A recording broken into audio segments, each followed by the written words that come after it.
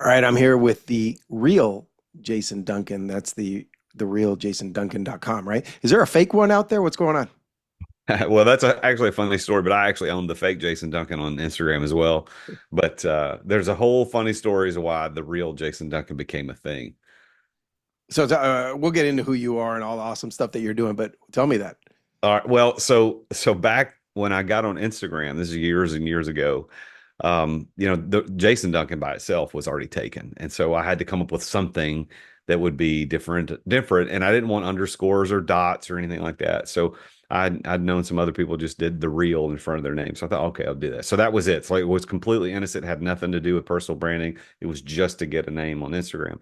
And then fast forward a few years, I tried to buy jasonduncan.com from the guy that owned it. And at the time, he was a musician and somewhere in Texas, and his domain literally pointed to a MySpace page. That's like how old this was, and he didn't have any content on the page. And so I reached out to him and said, "Hey man, I'd like to buy this." I didn't really have a use for it. I just thought, I'd like to have my name, and he wouldn't sell it. I offered him $500. He still wouldn't sell it.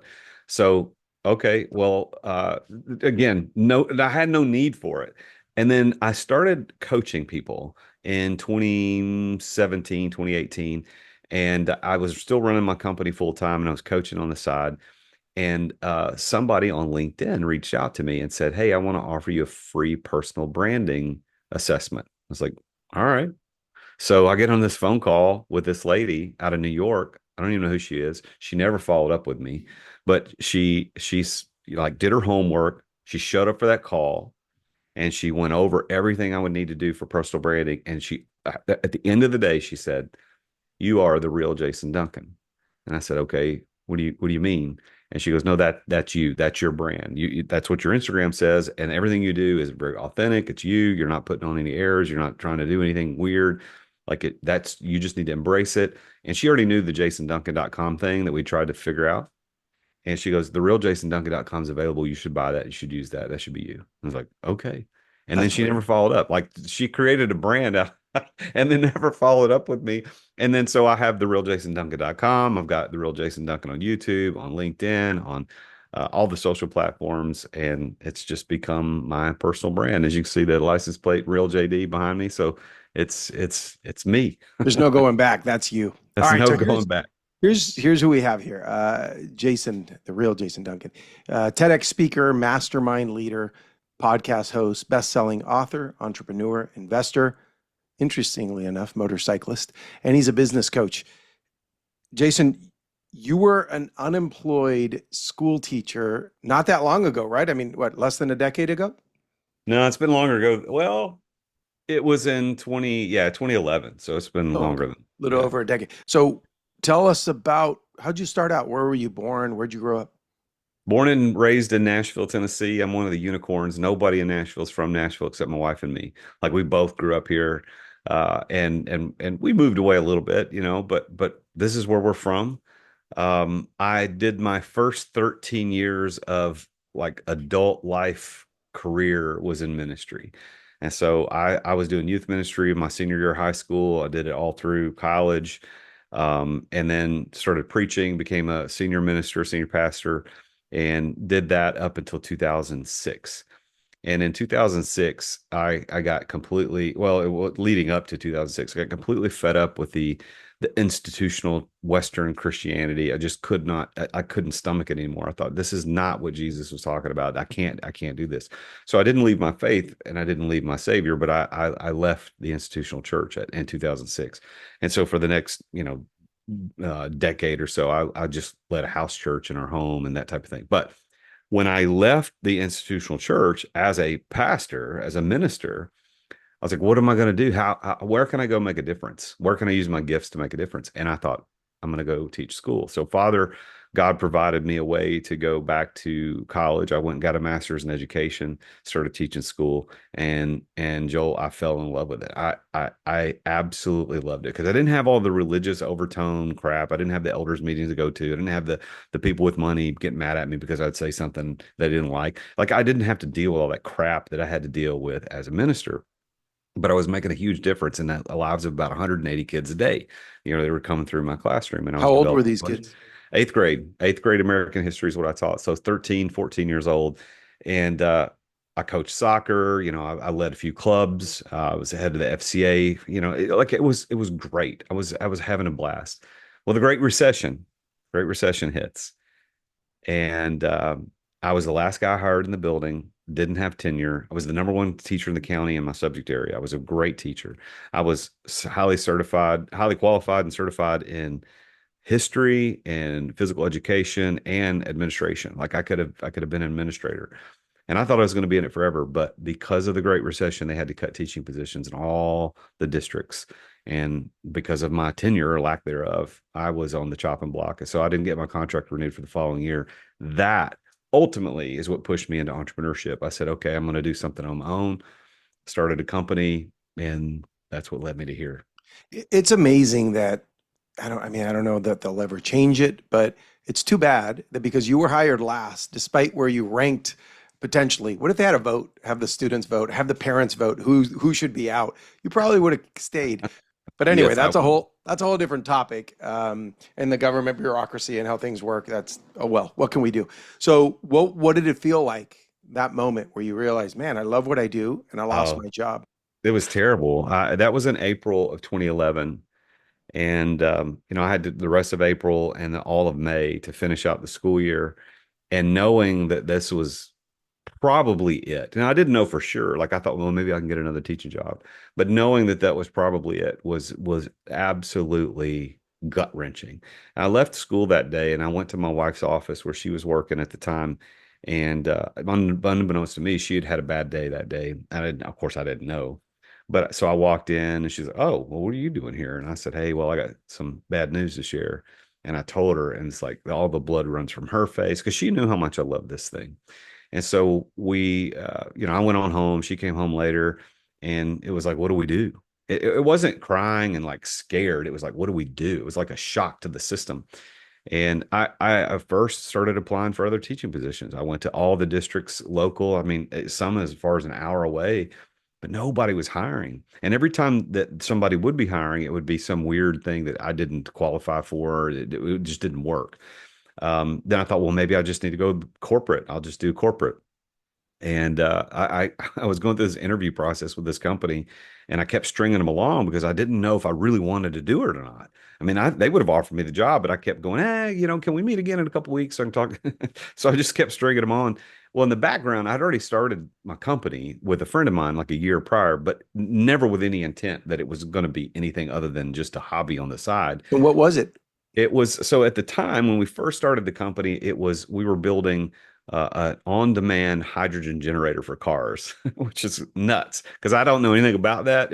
I was just the grunt, between me and my business partner, and like we were doing it in my shed in the backyard, and it was fun. Wait, what does a car need hydrogen for? So it'd be a replacement for Fuel. fuel. Yeah, be a replacement for fuel. So there are hydrogen cars now. I mean, there are not very many of them, and I think long term, it's a great technology. But like, I'm not a scientist. I'm not a science teacher. I don't know anything about this. So I had this thing, and so I was looking at that. You know what? I know how to sell. If I could sell something in the energy space, not this hydrogen thing, but if I could sell something, I could probably make a run at entrepreneurship. I think I could do this, even though I didn't really know what entrepreneurship was. I didn't understand it. Certainly didn't know how to spell it. Like I didn't understand it. And I'm ultimately made the decision. I'm going to give it a shot. I'm going to try this company. And I told my wife, I said, look, I'm going to try this summer and I'm going to sell LED lighting to commercial buildings as a way to save energy, save money. Right. And if I can't make enough money, if I don't get any deals by August the 15th, then I'll literally go get a job somewhere else. August 15th was my last paycheck from the state. That was my last paycheck. August the 12th, I made a pitch of my life at a local regional hospital, and they bought it. And so, it's like 3 days before my self-imposed deadline, I sold a $2.3 million project. Wow. Were you And brokering this? Were you buying the products? How'd you do so it? I'd gone out and secured relationships with vendors who were manufacturers of lights. I'd gone and secured relationships with electricians who could install it. And then I was gonna do all the project management myself. I mean, it was nuts because the project was $2.3 million over 3 years. The first check I got was like 18 grand. So it wasn't like it was it was a slow build, but it ultimately was a $2.3 million project. But I remember the day that the container of LEDs showed up at the hospital. It became real that day. Well, it not only became real, but I completely didn't understand how the shipping thing worked. Like I assumed they were going to drop this, they were going to drop this container, and we were just going to use that container over the next 6 to 8 weeks to do the installation. And the guy, like the truck driver, said, "Hey, I'm going to go to lunch. I'll be back in 3 hours." I'm like, "Back in 3 hours?" He goes, "Yeah, I got to take the container back." I'm like, Yeah, the "That's not upload. how this is supposed to go." So I had to scramble, and I went to like they had Trojan labor or whatever, like these temp labor, and I just called them up and said, "Send me 3 or 4 guys like right now, and we got to unload this truck Did you have today." a place to put them in the hospital? Well, I didn't at first. I had to go into my guy, my contact in the hospital and said, and of course I'm embarrassed. Like I thought I was going to have the container, and he goes, "Well, we've got this place in the basement, blah blah blah. You can put them in there." I mean, this is a container load. This is a tractor trailer going down the interstate, full side to side, top to bottom, front to back of boxes of LED lights. It was hundreds and hundreds of thousands of these things. And so I hired these I hired these temp labor guys to unload this truck, and I spent the next 3 or 4 hours unloading the truck. And I actually got the driver to he ended up kind of agreeing to leave it overnight. So we did it most of it that day, and then we finished up the next day. But I even had to call in a favor to get somebody with because the transfer truck guy, the tractor part of it, he left. Like he just parked a trailer in the parking lot. Well, later that day, the hospital comes out and says, "Hey man, you got to move this." I'm like, "How am I going to move it? It's not even attached to anything." I had to call somebody with a tractor to come over and move this thing. Listen, dude, I haven't thought about this in a long time, Joel. This is actually fun to have a conversation about this. But I've got a picture of me standing with the back doors of that container open with me with my arms out and all these boxes. And it's like just young and dumb. And It's a good thing you have that picture because I think about building businesses in the past, and I wish I had pictures of certain things. That's great that you do. There's a fine line between being smart and thinking things through, or being a perfectionist. And maybe you wouldn't have launched that business because you didn't properly have the staff, you didn't have the warehouse. Maybe you would have delayed it a little bit. I see this happen all the time. How'd you pull the trigger? You weren't fully prepared. Things weren't perfect. How'd you pull the trigger to get that going? well, I am a firm believer in fake it till you make it. And I'm not a guy that would say fake it in a way that lacks integrity. I'm not talking about lying. I'm not talking about doing things that are unethical. But I think you got to show up as if you were the person you want to be. And so when I was selling that project to this hospital, so the sales call that day on August the 12th, when I went in there. So I'll recount this story, also a great story. So I'm sitting across the table. So if you can imagine a very long conference room table, and I'm sitting on one of the long sides, but at the end, and directly across from me is the VP of facilities. Next to me is my business partner. Across from him is the engineer for the hospital, and then 2 chairs down is the CFO for the hospital. This is the I, original sales call. this is the big one. This is the big one, Mhm. right? And I didn't even know how to hook up my computer to a screen. I had an 11-inch white MacBook. If you remember those white plastic Yeah. MacBooks, and it was sitting on the table between, like at the end of this conference table, and I was leaning over and clicking it with the like. That's it. I didn't have it hooked up to anything. I didn't have a clicker, and we're going through the sales, and I'm just living in the reality of I know what the hell I'm talking about, even though I knew enough, but I didn't know everything. And he stopped me. The VP stopped me about 2/3 of the way through the sales pitch, and he goes, "Can I ask you a question?" I said, "Sure." He goes, "Why wouldn't I do this?" Because it was such a compelling offer. You're going to Like it save them a put ton of the money. yeah, you're going to save $1 million a year or whatever. It's crazy. It's such a compelling offer. He's like, "Why wouldn't I do this?" And I said, "I don't know. Why wouldn't you?" And then he looked at me and he goes, "Has anybody ever told you no?" And I said, "No, sir, they haven't." Now I didn't tell him I've never asked anybody before, but I said, "No, I have. Nobody's ever told me no." And then he looks down the table at the CFO. Now the CFO had been colleagues with my business partner, and that's kind of how we had an in. That's the only way we would have even got opportunity to pitch this crazy idea. So the VP looks at the CFO. He goes, "Do you trust these guys?" Because he knew we didn't really know what we are doing. And he goes, "Yeah, I trust them." And he goes, "All right, write the man a check." Like that Man, was it. Like that, I didn't even finish the pitch. that's amazing. Well, first of all, the pitch was good. It made sense. You're going to save him a ton of money, but a relationship is what opened that door. And how did you continue that business? Was it a matter of more relationships? Did hospitals save money? Now you had that as like your white paper and say, look, we're saving them this kind of money. What happened next? Yeah, it's just a matter of it's small wins that you kind of parlay those into larger wins, and you string enough of those together and you become successful. And that's the way this works. And confidence is the memory of success. So when I succeed there, I go to the next deal and I'm a little more confident because I remember what it was like to succeed. And then I go to the next one. I was like, oh, that was awesome too. And I got to the point where it was almost like when I would pitch this, I would be incredulous if somebody didn't want to do it. Like, are you stupid or something? What? I don't understand why you wouldn't do this. You're going to save a gazillion dollars. Your lights are going to be better.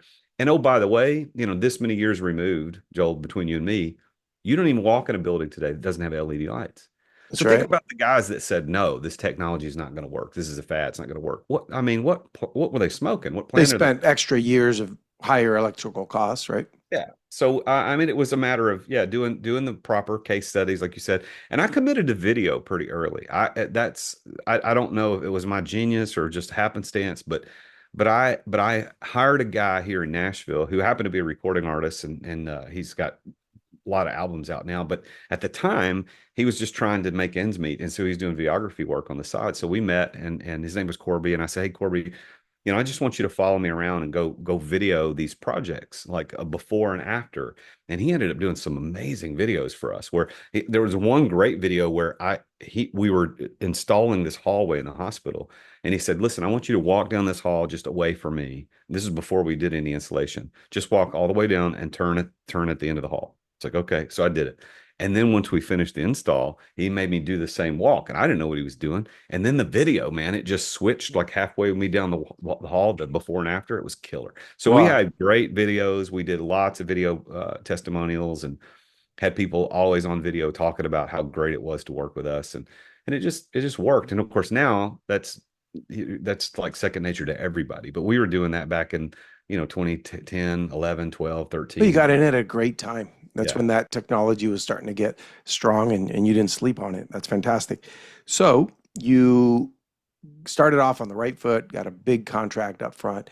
Um, how'd you grow this business and what was that path to getting to eventually exiting without exiting? What were the next steps? Well, so at that point I started getting more confident, and I thought, well, I'm gonna call anybody and everybody. And so I was driving by. Gap has a huge distribution center local to where we live, and like the clothing store Gap, and they had a huge distribution center. And I'm driving, and I just Google Gap, the phone number, and there's no phone number for a distribution center. And so I'm like 6 pages deep into Google. I'm at a red light, just kind of scrolling through, and I found a phone number, and it was a local number because I could tell where it was from. And I just hit dial, and the guy picks up, says IT. Like I'd found an internal number to their IT department, and I said, "You're going to think I'm nuts, but like, what is the electric bill at a place like that?" And he hangs up on me. And so I call right back, thinking, there's 100 people in that room. I'll just get a different guy. I did get a different guy, but I later found out there's only 2 people that man the IT room. You got So the other guy. I got the other guy, and I went through the same thing. And he goes, "Hold on a minute," and he puts me on hold for what seemed like an eternity. He came back, and he said, "You're going to need to talk to so and so." And I don't remember her name. We'll call her Diane. He goes, "You need to talk to Diane, blah, blah, blah." And I said, "Okay, how do I get in touch with her?" He goes, "I'll transfer you." Okay. So he transfers me to Diane. I get her voicemail. Now at the time, I was a don't leave a voicemail sales call kind of guy. Like that at the time I would have been against that. But I thought, what do I have to lose? I'm just going to leave a voicemail. So I left a voicemail. And Joel, honestly, I completely forgot. 2 weeks passed, completely forgot I even did it. I didn't record it in a CRM or anything. I just And I get a phone call from a guy named Eric, and Eric said, "Hey, I'm with Gap, blah blah blah. I understand you could save us some money, blah, can we meet?" It's like, okay. So we ended up, that was another several million-dollar project that we did. Here in the Nashville area, we ended up doing projects in New York for them. They had projects in Toronto. Like we ended up doing a lot of their North American distribution centers. And this was back, like, dude, it was me and my business partner didn't work in the business at all. He was a an advisor at best. So it was me, and then I hired an assistant eventually who was helping me, and then I hired a sales guy who ended up not being worth anything. I had to fire him, and then I hired an operations person, and that's kind of how this whole thing started. And then eventually, of course, the company grew, and we had dozens and dozens of employees. But that's how it got Did it started. always come, are these highlights, or did it always come this easy? Because those are two great stories of like big contracts.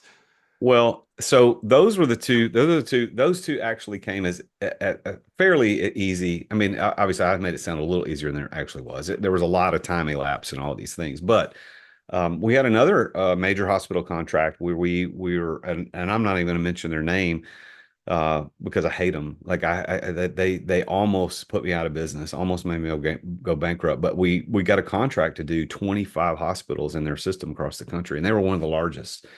And they stiffed us on a 1.6 million. I forget. It was over $1 million. They stiffed us. They didn't pay. Mm. And You'd like, already well, delivered?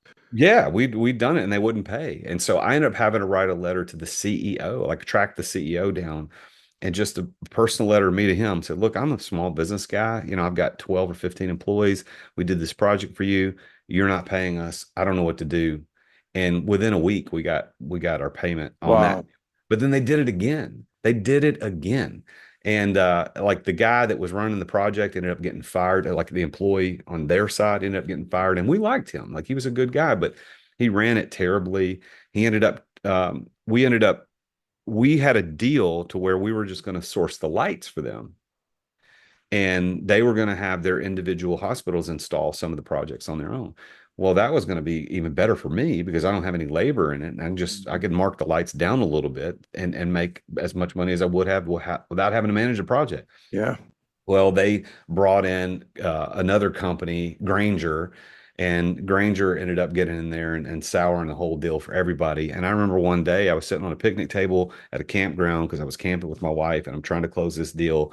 And I remember hanging up the phone and I lost $1 million that day on the phone Mm. because that deal was done.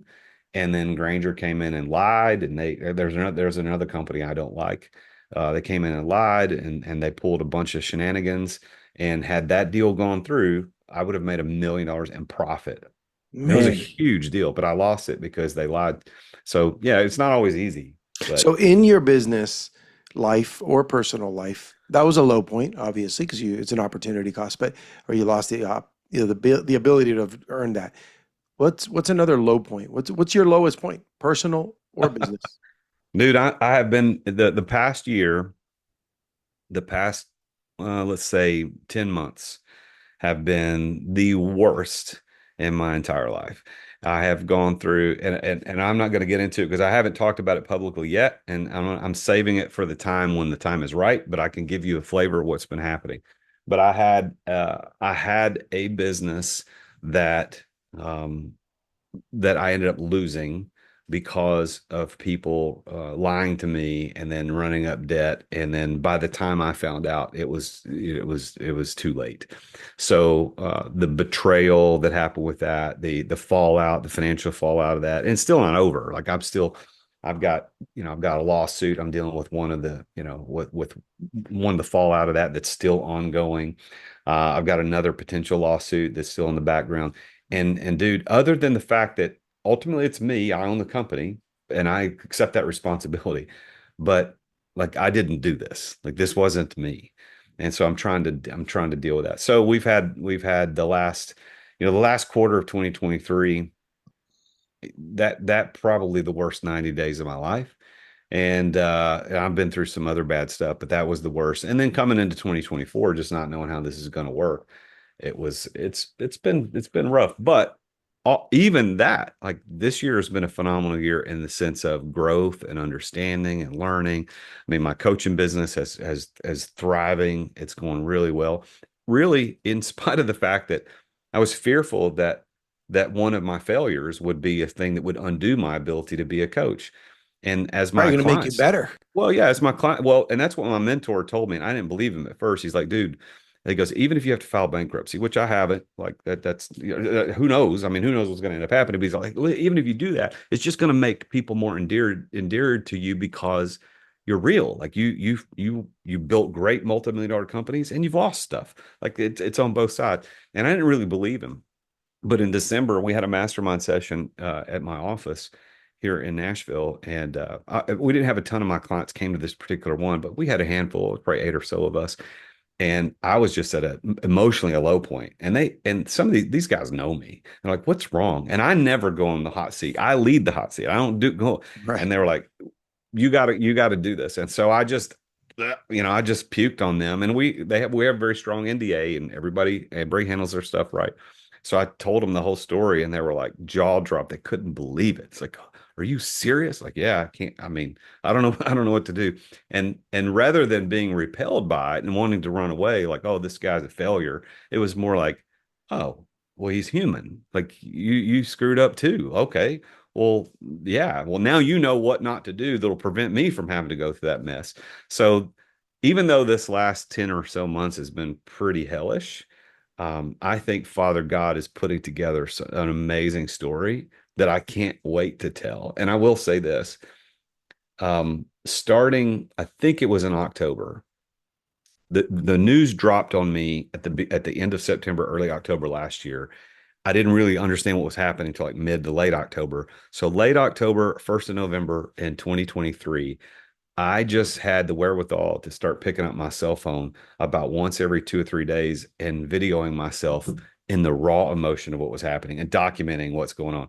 And I've never ever showed anybody any of these videos, but I have 50 videos that are probably 10 to 15 minutes a piece that are private, stuck away in my private YouTube channel. But at some point, I don't know what I'm going to do with them. But I thought, you've seen people stand on stage and say, "Well, I went bankrupt, or I had this thing, or my wife left me, or the kids hate me," or they have all this, but now they're billionaires or 100 millionaires. Like they're doing great now, but we don't see what it was like when they were in the middle of it. We Yeah, that's trust right. that it was terrible, but I thought, you know what? I'm going to be a victor in all this eventually. Like I've lost probably most of my net worth in the last 10 months. Like it's been that bad. So I'm going to be a victor eventually. And I want to be able to play a video of me yelling at God and screaming and cussing. Like this is, I want to say, so this is what looks like, because the people hearing that are going to be like, "I'm in the middle of this. This is what I'm dealing with too." And I'm going to show them that you can make it through. And so I'm going to make it through. It sucks, but I'm going to be all right. Yeah, and it's only making a better story, really. Like you said, people are going to engage with that, understand it, and nobody wants to watch a movie where everything just goes well and perfect and better and better.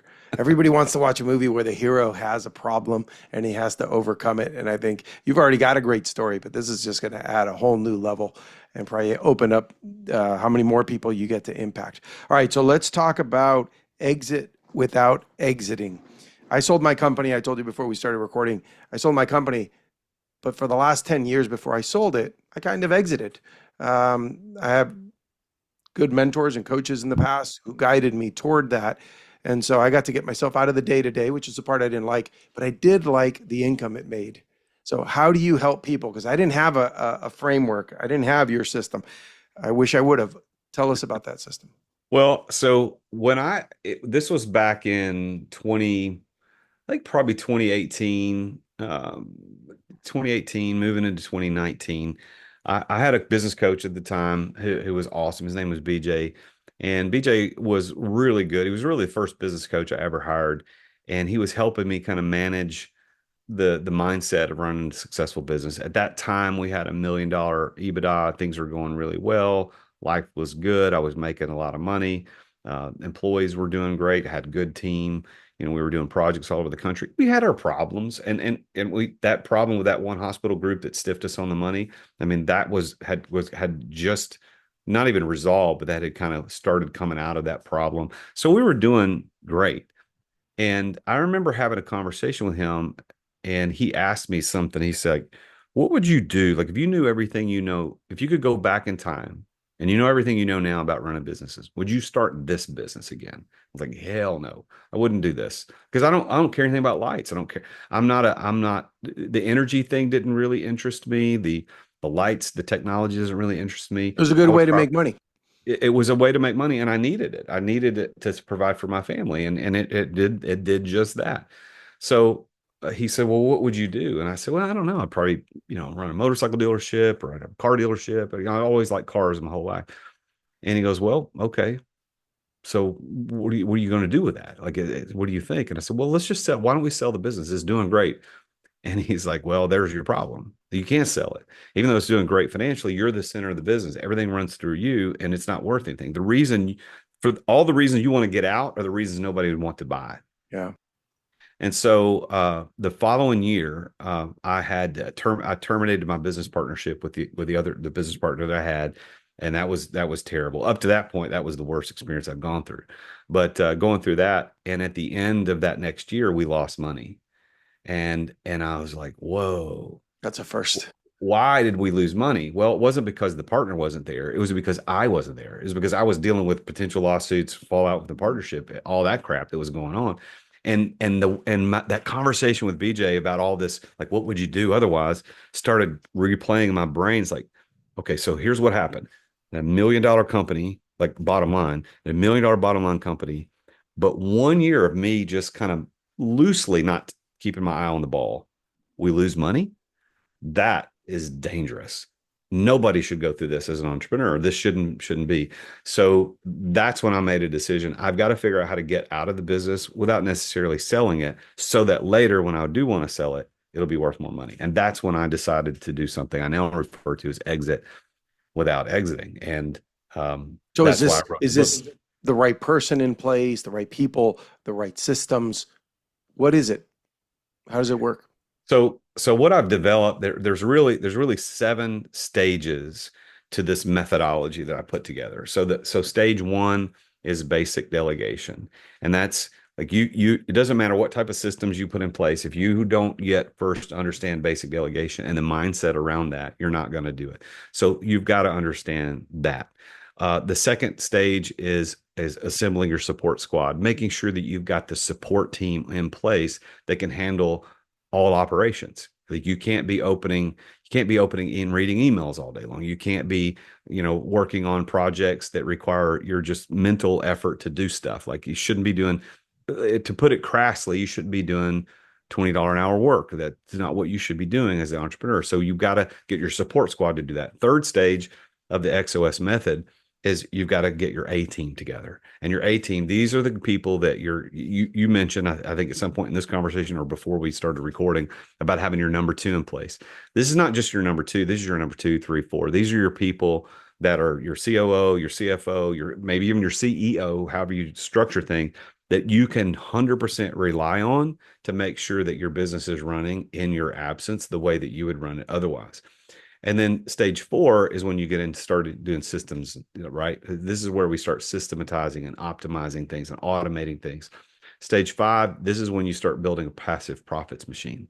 This is when you start seeing, oh, okay, profits can come in without me being active in the business. Six is exit without exiting. That's when you finally get to the place where you don't have to be there at all and it runs without you. And then stage seven, like, you took 10 years before you hit stage seven. That's the exit. That's when you sell at the top peak value of your business. So that process, there's certainly lots of nuance around it, but that's what you have to do. That's what I did. And that's what I'm leading my clients to do. And it's so awesome to watch clients come to me working 60, 70 hours a week, ready to give up and quit. They hire me as a coach, they join the mastermind, and within 6 months, their hours are dropped by 30%. Revenue, some guys want more revenue, some guys don't care. I've seen guys like flatline the revenue, like, dude, I'm making enough money, I don't need to make any more money, but if I can drop 50 hours a week, I'm good. I'm Yeah. good. So I love watching that happen. What did you do with the extra time, you personally, when you kept making money, good business, but now you got some free time? I started a coaching business. Like, if you look at my history as a pastor and a school teacher, like, this is what I should be doing. This is what God put me on the earth for. So now I've got this experience as a pastor. I've got this experience as a teacher. I've got this experience as an entrepreneur. And let's roll this all up into something where I can help people build their lives the way they want. And so I've helped people start and sell businesses. I've helped people, buy businesses. I've helped people go through terrible earnouts. I've helped people, start new divisions of their company. So as I got further disengaged from the daily operations of my business, I just invested more time into people. And then ultimately it turned into its own deal. Like I didn't know I was going to start a company necessarily to coach. I just wanted to do it. But now it's what I do full time and I love it. I have a lot of friends who are business owners. In fact, almost all my friends are business owners, and I see a lot of them stressed out, and they only see an exit as the solution. I like what you're doing. I practiced it without. It would have been much better with your assistance, with your XOS system, with your guidance. It would have been way better. I probably would have exited at a better time. The whole thing would have worked out better. But man, I really recommend for business owners to talk to you. The best way to find you, therealjasonduncan.com, right? Is that a good starting point? And then from there, you said there's a mastermind, there's a book, there's coaching. And does the mastermind, just so I understand this right, we could express this to everyone. Do you go with a group? Like if I want to exit without exiting, I hire your company, I hire you. Am I getting bits and pieces of you, or is there one-on-one coaching to come in and structure this for us? What are the options? So the Exeter Club is the name of the mastermind, the Exeter Club. And so what we do, it's a group of business owners, both men and women. Generally speaking, these are businesses that have a minimum bottom line net of 300K or more. So we're dealing with companies that have employees. They've got some systems. Now, everybody's a little different, so that's not every single company, but we've got revenues that range from $1 million a year to $50 million a year and all the way in between. But that's who's in. And then we have 2 Zoom calls a month where one's a training call and one's a hot seat call. You're probably familiar with that with other masterminds. We do true hot seat calls. We do weekly coaching, office hours, so you can hop on. We've got 5 or 4 plus me. There's 4 other coaches, certified coaches in the program. One's an investment banker, one's an attorney, does M&A work, one's a financial coach, and one's a mindset coach. So every week you can hop in with one of those guys on an open Zoom call and ask any question you want. And then when you start over the first 90 days, we have a pretty structured program. We do 5 Kickstart consultations with all of our new exiters. And so as the exiters come in, the first thing you're going to do is a business valuation. So you go through a full business valuation. We'll give you a report. You meet with the investment banker. He covers everything. You meet with a financial coach, go through your books, show you what you need to change. You're going to meet with the M&A attorney to talk about the legal implications of what you might have to do to prepare for a sale.